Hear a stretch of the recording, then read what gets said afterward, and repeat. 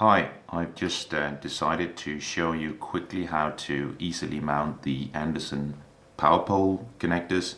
The ones that I'm going to be using here are 45 amps.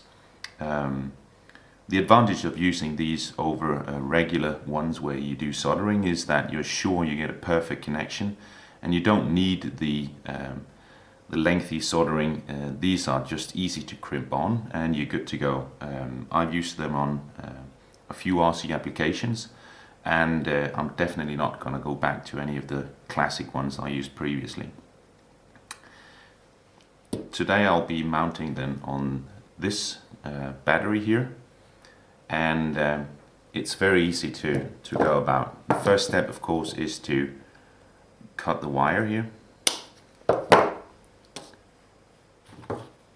then strip off so we get a perfect wire here. Then you go get the crimp tool, and it's very easy. It's maybe hard to see here, but what you basically do is you put the bit here inside the crimp tool. It's like this, and then we're good to go. All we need to do now is to put in the wire, just like so, here, and then just press. Now this is a specific crimp tool bought for the purpose, and once you do the crimping you'll hear a small click, and we're good to go. So it's as easy as that. Now all we need to do is push it into the plastic bit here, and it's just push and you'll hear a small click like this, and it's done. I'll just repeat the process here, and as you can see, the whole thing takes maybe less than 30 seconds if you're just doing it. So cut it off, strip the wire,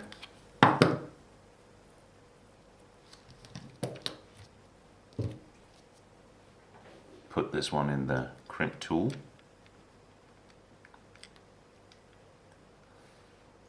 and then just put the wire inside it, squeeze until you hear a click sound, and the tool will release itself. Very easy. You can see it's a perfect joint here, very good one, and you don't get any bad connections here for sure. Now once these are mounted, you just do like this. You also have some options that are different from what you see on regular connectors. You can actually stack them, so you actually can squeeze them together, and even here with a small pin you can lock them down. These come when you buy the Anderson Powerpoles. I'll see if I can find a small one. So just a minor small pin here that you can actually push in through the hole right there, and they can be stacked to any number that's required. You can also set it up so you can, this can be connected in many ways. Let me see if I can get these off again.